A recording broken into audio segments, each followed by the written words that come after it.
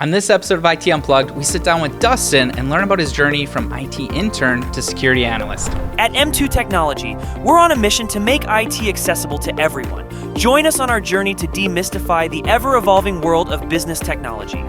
Are you ready to get unplugged? Welcome to IT Unplugged. I'm Brandon. I'm Dustin.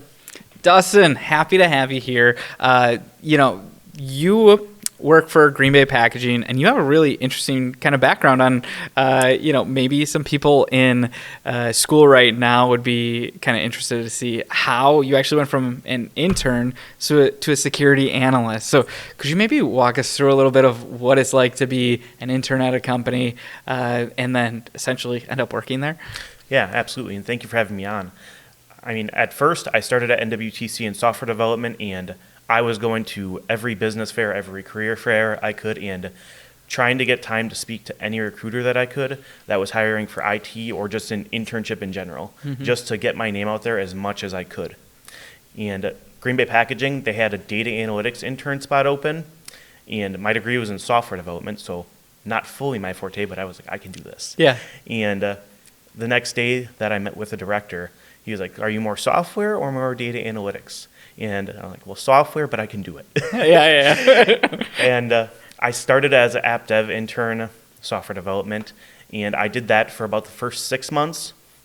And my now manager, the tech services manager, we were golfing in a golf work league, and he's like, I don't know, you seem more of a tech guy. Like, I think you should do that. And then from there, I moved to being a desktop intern because they're like, you need to be able to know, issues that are different from desktop to security. So I did that for about 3 months. From there, I was given the opportunity to become a security intern. And then I did 6 more months of being a security intern. I graduated from NWTC, and then I was offered a full-time role at Green Bay Packaging as a security analyst. That's so cool. You're throwing out months and months. How long was this intern? I was in an internship for about a year and a half. Oh, okay. So it was like right after my first semester or two of NWTC. I was kind of in a panic. I was like, software development, that's kind of like, I look at these job postings, there's 15 coding languages. How am I going to get my first job? Sure. Because it is very intimidating when you look at it. Yeah. Well, that's so cool that Green Bay Packaging gave you that opportunity then to go into multiple areas, because you kind of hear sometimes horror stories of interns where it's like, yeah, I made copies for 9 weeks, or I just kind of sat there and they didn't have that much to do. So like, what were some of your biggest learnings and takeaways as an intern at Green Bay Packaging? I'd say one of my biggest learnings is, I had a very good mentor to start, who's, he was on the back end of his career, but he wanted to really help somebody else. So he kind of gave me the leeway and gave me a lot of projects and things that he was working on to help with little tasks that were in there. And when I was given those things, I tried to act on them immediately and, act as if they had my name on them. So the product that was going out there, would I be proud of it? It's my responsibility now, essentially, is how I took it in my mind. And when I had a question for him, it was something that I had already spent 45 minutes, an hour Googling and trying to find the answer by myself, and just trying to give him the best informed question of exactly what the issue I'm having is. Yeah, I think that's, well, first off, as not even just an intern, like an employee, if someone comes up and you're like, hey, here's all the past that I've explored, and here's a very direct question to it, like that's like a green flag no matter what, when you have someone that's kind of looking already into the problem before they address it.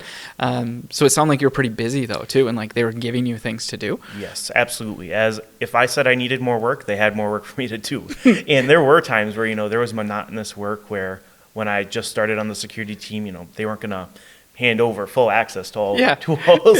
So it was with a lot of building trust within the team and them knowing that I'm going to be a stable person that they can count on. So there was times when I was looking through those Excel spreadsheets and I was like, oh my gosh, I am not enjoying this right now. But knowing that, I've got to push through this to be able to get my next thing and do the things that nobody else is willing to do, just because they're monotonous sometimes. Nobody wants to do them, but if you're the person that's able to push that over the line. Yeah, Yeah. they're going to see it. Yeah, execution's a big thing, right? Where someone can trust and like, yeah, we gave it to Dustin, and we know it's kind of monotonous, but he's going to get it done. Like that speaks volumes. So what about the transition? Okay, so you get offered this position. What about the transition from going to intern to actual full-time employee? Like, were you nervous? Was it one of those things where it just felt natural and you're like, now I'm just on the, official payroll? I would say half of it felt natural because, I mean, at that time I'd been there for a year and a half. So being an intern for that long, and, they do it with a lot of people where we keep interns for a year or so and then bring them on full time. Mm-hmm. Because I think the hardest part is just knowing how the business works. Yeah. And in that internship, I was able to travel to different locations and divisions that we have and actually go see on the plant floor and see how the machines work and see what other divisions struggle with. So I knew what they needed, and also they knew me. So it was definitely still nerve-wracking even after all of that, just because you know that, you will officially have your name on this, and if we're in the headlines, that's synonymous with my name now. Yeah, absolutely. Yeah, you don't have the shield of like, I'm just an intern. Not that you seem like the guy that would do that, but So okay, and going from the intern to then the full-time person when it comes to security, can you run me through your job as a security analyst a little bit? Like, what do you do on a day-to-day? What does that kind of look like? Yes, a security analyst, and one extra thing, moving from an internship to full-time is you're on call now. Mm-hmm. All hours of the day. You might not always be on call, be the first person to answer, but if somebody needs you, you've got to help out. Yeah. Well, let's go back to that first, okay? Yes. How do you manage that with your life? Like if you're, is most of it able to be done remote? I mean, I think in the summer, you're on a boat in the middle of nowhere. You're like, I'm first on call. I'm not going out there. Like, what does that look like? If you're on call, it's tough. I mean, you got to be able to stay within reachable distance so you can answer that phone call when it comes up. I'd say the best way that, just splitting even just like a work-life balance, because it's a concern when it comes to that, is, I'm not checking email as frequently. It's going to be a phone call if somebody needs me. It's going to be an alert that our SOC is going to help to bring up, or someone else that we're counting on for the 24/7 coverage. Sure. That's really going to help us with that. Okay. Sounds good. Yeah. So you don't just have every single alert going off at 2 a.m. You can actually sleep, different things like that. Not too often. Not too often. Get a little painful otherwise. Yeah. 4 hours of sleep and Red Bull. That's what you live on now. So run me through the security analyst. So like, what do you do day to day? What does that kind of look like? Because I'm sure, people have interest coming out of college or wherever. They're like, I want to do cybersecurity, but people don't always know what it entails, and there's so many different roles within that, within different size companies too. So what does that look like for you? Absolutely. When I started as a security analyst, my big things were KnowBe4, so our security awareness and training was the first thing that I got to be on really, and then I kind of got a touch of where I wanted to grow, and I pushed forward with wanting to do that.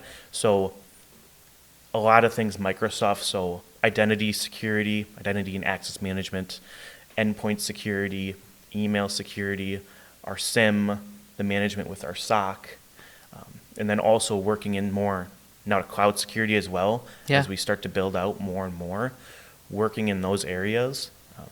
Nice. Is the main purpose. So do you drive your kind of curiosity and education when it comes to all these new areas, or is it usually brought forward to you where it's like, hey, we need to learn this, this, and this? Like, what's the balance like? I would say it's usually that, I keep up to date a lot with, whether it's through LinkedIn, following, senior program managers or people like John Seville, or just people that are experts that post a ton. Usually I bring those ideas up and I'm like, we're behind the ball. Like, this is the next thing. We've got to make sure we're at least ready to have this in. Whether it comes to Microsoft enforcing MFA and making it required when you go to an admin portal, or if it's just, the newest attack. Are we monitoring for it? Yeah, no, that's great. I think you have a certain, hopefully, people have a certain mindset of like, I'm getting into security and it's going to change daily, you know what I mean? Or weekly. So like you have to have that continued learning and curiosity like built into your DNA, or you're just going to fall behind so quickly and kind of be an anchor for the rest of the people around you, I would assume. Yeah, it's difficult. You have to be passionate about it, and you have to want to stay up to date. Nobody's going to push you too hard. They're going to make sure that you stay in line with the business, but as far as going above and beyond, you've really got to be able to push yourself and have like that general interest, when it's more than just like a love for your job, but just a general interest that you want to know how things work. Yeah. Just kind of like an engineer almost. Sure. Yeah. I feel like IT people, security people, and engineers have that same kind of brain wiring. So with that being said, I kind of want to pivot into some of the security stuff on a larger scale, because Green Bay Packaging is quite large. I don't know the exact employee count, or if you do, but you have a large IT team as well. Probably one of the largest ones that I've actually heard of or discussed things with. So for some of the companies that are maybe a little bit smaller and there's a security initiative, you kind of go around, you're like, maybe you do a little meeting and you're like, hey, here's the things that we're focusing on. Here's the attacks. Green Bay Packaging is huge. So how do you have a new security initiative and get buy-in and also inform people within the company of what's going on? Absolutely. The biggest thing is, we make sure that we're an advocate for the business. We're not there to simply tell people no. We're there to help people come up with a better solution that's going to be more secure and still do that task. So we do everything we can to not ruin, the availability portion. If you think of the CIA triad, confidentiality, integrity, availability, we want to keep that A open, so that way, our job is to make sure people can come in, they can clock in, and they can do their job. And if we do too much security to where we take that away or we don't implement it right, we start to limit people. So it's a lot easier to get buy-in when there's that trust there that we're not going to impact their business systems. We're not going to take something down that's critical to them. Yeah. That's a great point. So you must have a lot of understanding then of other areas, not just IT, I would assume. So, is there a lot of discussions with different departments and figuring out like what's really important to them and how security will impact that? Yes. I'd say even just simply as our old director, John McCormick, he sent me on kind of like this road trip. We called it the Cybersecurity Roadshow. And we went to almost every division in Green Bay Packaging. And we have 42 divisions now. I think we went to 36 of them. Okay. All across the U.S. And to everybody in the office, first, second, third shift employees, we presented on cybersecurity. That's so cool. Okay. You get to meet every person that's out there, whether they want to listen to you, whether they don't. Meeting every person to, understand what are the issues that you have and how can we help you. Yeah. Even just on a large scale, you think for employee count, for office employees, we have around just under 2,500. And for total employees, we have around 5,000. Wow. So you think about it that way, and to get security initiatives past people, being easily accessible, and having just buy-in from people above you that, we're not here to ruin things. Yeah. We're here to help the business. We're advocates for the business. That's like the motto of our team. Yeah. Is that we want to be here for the business. We're here to help. We're not selling you. We're not doing it for our own good. Mm-hmm. We're here to help. Yeah.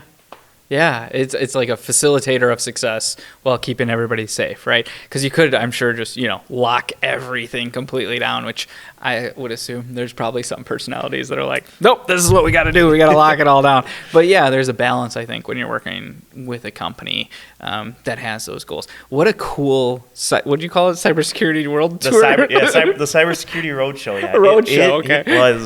It was a roadshow. We'd pack like 3 different divisions in one state into a week, or just like a region, do one whole, like 3 divisions through a week, and I love, okay, there's 2 things that I really love about this. First one, that people get to see you like face to face.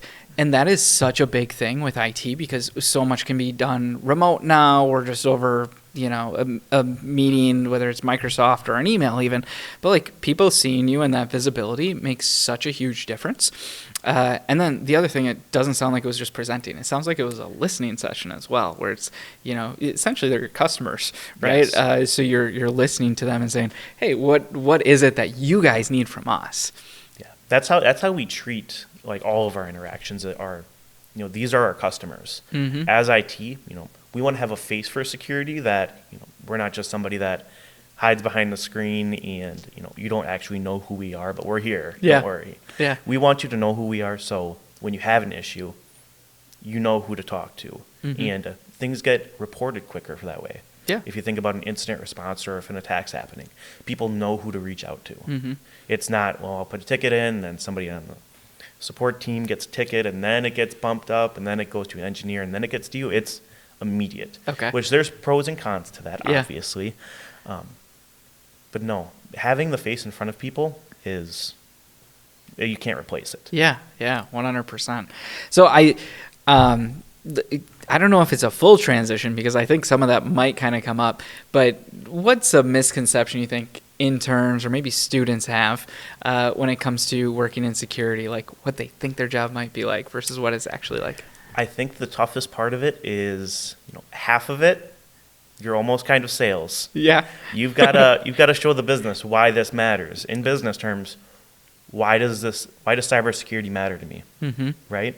Kind of probably in the same way that you have to go. And why does cybersecurity matter to me as a business? Well, if we put it in terms, if you're down for this long, Yeah. or how easily this is to be manipulated, it shows a lot. And then also, a lot of people think an office job, a 9-to-5 job. If you're anywhere in IT, not just cybersecurity, not a 9-to-5. No.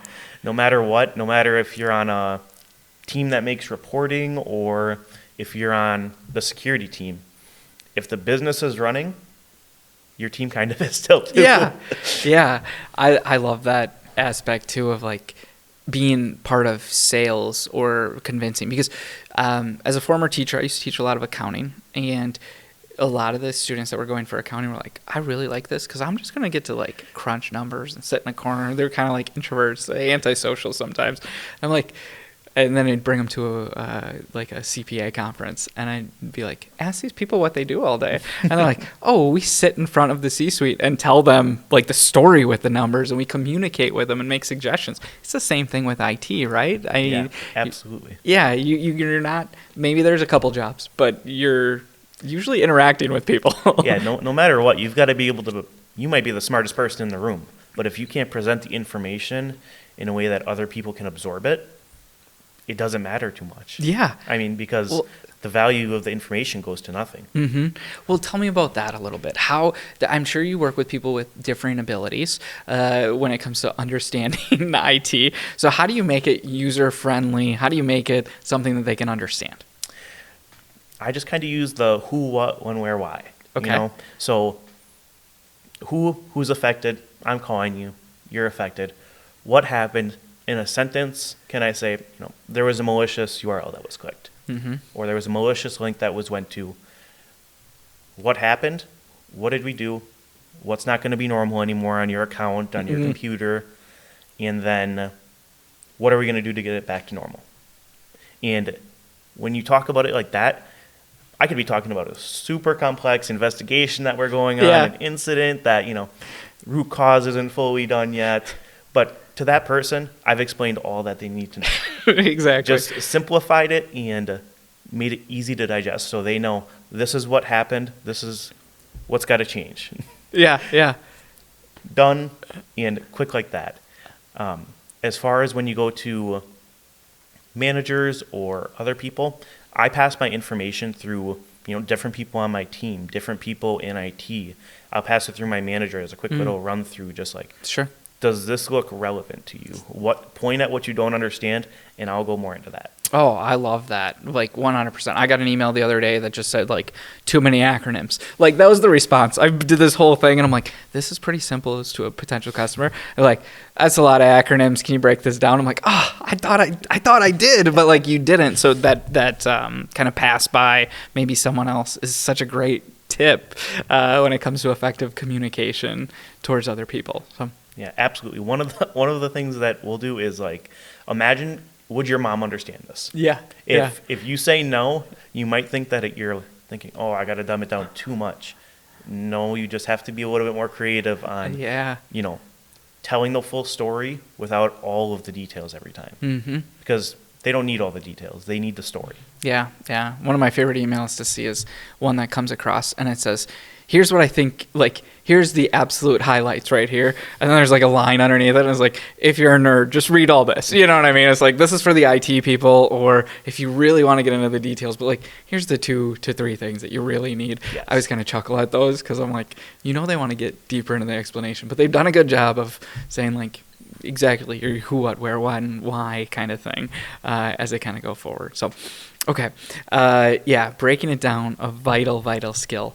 And, I also want to bring up, you started your own company, 127 Security. Is that right? Yes. So first, I want to know what the name means. And then second, tell me a little bit about that and what you saw in the market to create your own company where you can make a difference. Absolutely. So 127 Security, if you're a nerd, 127.0.0.1 is if you try to go back to your own computer's IP address, that's your IP address. So it's a loopback address. Mm-hmm. So 127 Security, we're meant to be, local security. People that are here locally to help you and be the face for security, that we're there to help, not to sell. Mm-hmm. Right? Because you're there to help somebody gain their trust and eventually get to that point. I am not a marketing guru or sales. I am an IT person that can speak some business speak, right? Yeah. So that's the purpose of 127 Security. What the main things are that, help to address is strictly pretty much security. One of the top things being that I feel very confident about is DMARC. Mm-hmm. DMARC, if you can imagine, it's the same thing as if you had police, but nobody could get arrested. So that same thing, but for email security. Say you have people that are breaking the law, that are sending emails as you from your company. They look like they're coming from you, and you just can't stop them. If somebody was breaking the law, they would go to jail, right? Yeah, absolutely. Those emails, if you don't have your DMARC record set up correctly, they still go to the inbox. Yeah. They don't get put away into a not delivered bucket. Mm-hmm. They still get delivered. Yeah. Do you see a huge difference when you configure DMARC correctly? Or like what's some of the biggest differences that you've seen, I guess, when it comes to, because like we actually have numbers on it sometimes where we look and we're like, oh my gosh, all these emails did not go through, like when we onboard a client. So do you have any success stories like that? Yes, absolutely. It took, with Green Bay Packaging, when we went to go to an enforcement mode, mm-hmm. we have around 3 to 4 million emails a month that get sent. Oh my goodness. Okay. So the auditing on that, seeing, resolving what IP address are coming from where and why they're failing or why they're succeeding is a big hurdle. Mm-hmm. So you start to go from, we had around half of our mail that was going out, whether it was going to somebody's junk folder or their inbox, wasn't from somewhere that we approved. Gotcha. It wasn't from a server that we said, this is a GBP server, we're going to send you mail from mm-hmm. it. They were coming from different places. Now, around 88 to 90% of our mail is from approved places, and if it's not, it either goes to the junk folder or it never gets delivered at all. Gotcha. So you're the bane to every salesperson's existence because you're just making all of our emails go to junk. No, I'm just kidding. I always laugh at that. There was I had a conversation with someone in a previous role. I'm like, yeah, I sent you a couple emails where he's like, really? Like, I follow you on LinkedIn. He goes, I did. He's like, I've never gotten any. I'd definitely talk to you. And here I'm thinking they're like ghosting me, but their rules are all set up so well that nothing can get through. And I'm like, well, that's good for you guys, It's a fine line, especially when, you're configuring email rules for a lot of people. Yeah. Some people want that quote unquote gray mail where it's business mail where they're going to get updates. Sure. They're on a mailing list that they want something versus spam that's being sent out to everybody that was just found off of mailing lists. Yeah. So it's a very fine line to walk. So with that being said, you have some specific things that you're really good at, it sounds like, you know what I mean? And that you kind of niched into, learned a lot about. If you were just coming out of college or you wanted to get into cybersecurity, what are the skills slash certifications slash thing that you would be doing? Like, what's the most beneficial aspect that they could focus on to maybe land a job or even make an impact once they land a job? I would say to get the job, having a home lab. I've been in interviews and somebody has a home lab set up and they're able to show, oh yeah, I've tested that. I'm interested into this. Showing interest outside of just the normal working hours of school. Yeah. And even if it's free certifications, like, there's DMARC certifications, there's free security certifications that you can get that, even just having that shows you, you have that initiative to go out and find something on your own or a home lab, build it on your own. And now you're learning some stuff about systems admins work, which the engineers and admins love because you have kind of an understanding with the struggles that they're going to have with your security controls if you don't understand their half of it. So that's the biggest skill that I would say, because it also, it brings in creative thoughts and kind of logical reasoning as to why things don't work when you've tried to set them up yourself and they don't work. Yeah. I like that. It's so funny you say that because we actually brought someone in and they had a home lab and we're like, have you ever worked for that? Like, yeah, I have it on my server at home. And you're just like, okay, this person likes what they do. You know what I mean? If you got a server set up at home or multiple, it's like you're obviously in this field because you have a passion for it and it's not just like collecting a paycheck. So when you think of the, hey, I'm always on, and it's not a 9 to 5, like they kind of get it and they might be okay with it because they're enjoying what they do. So, I would say as far as a certification goes for the first one, because I wasn't at the point where I graduated from MWTC. I was good at logically thinking through things because of the software development degree, because of having a little bit of a security internship, but I wasn't fully sure on, how should I think or apply this to cybersecurity? And once you land that job would be my biggest recommendation because it's a pricier certification, but the GSEC from SANS, Brian Simon, I went to that course in New Orleans and that was like a oh my God moment for me. That I came back and I had 60 pages worth of notes and I had stars by like, what do we need to do at GBP? What's going to help us? And it just gave me a great base layer and foundation for how to think about issues. And then also, he'd go through an issue in technical terms and he'd be like, okay, now why does the business care? Yeah, love it. Transforming that into not just a technical track, but also, okay, you know all the technical stuff about it now. How are you going to explain that to your business? Yep. Yeah. So, yeah. That speaks to that sales part that you're talking about. What's important to the business, what's important to the C-suite, so then you can make recommendations that are going to impact, the business in a positive light, but then also kind of get the things that IT needs at the same time. So, well, as we kind of wrap this up, I got one more question for you. Since you're in security, what's kind of that one pet peeve you see people doing and you're like, you know what, this is just kind of brings a little shiver down my spine. I'm like, I can't believe you're doing that. What's the thing? You've seen me talk about it before. Passwords. Yeah. It is the thing that in security, every single person has heard of it, whether it's grandma all the way down to a kid, that you should have a good password. You shouldn't reuse passwords. But people still do it. Oh, yeah. All the time. Who wants 100 passwords? I mean, what do you possibly do? What's the solution to it? What can people do? If you want a low-tech solution, you don't want to have a password manager app or anything like that. Anywhere where you're doing banking, taxes, you have a credit card linked to it, put it on a piece of paper and put it in a locked drawer. Yeah. That way, at a bare minimum, you have different passwords that aren't related to you. You use passphrases, so like a sentence, they're easier to type. If you want the technical solution, you pay $15 a year for a password manager, and now, like me, I have 300 passwords for my personal and 400 some at work. 300 personal? Oh my goodness. Every site. Dustin, that is so many passwords. You just gave me anxiety just hearing that. Every site that I sign up for, it has a different random password. It's 30 characters long. I don't even know what it is. Yeah. Well, I see that, like, Anyways, I could go off that tangent because I'm not the greatest with that. I talk about it, but it's so hard to do it in practice. Like it really is. So leveraging technology for that, there's a little bit of anxiety when I don't know the password for it, but I know that's how the password managers are working. I see our IT consultants do it, and I'm just like, but what if I change browsers? What if, or you know what I mean? Or like, what if this happens? So yeah, it's always that fun thing. But passwords, you're 100% correct. That is, yes, something we could get better at probably. Yeah, the easiest solution that, everybody hears but nobody listens to. Yeah, absolutely.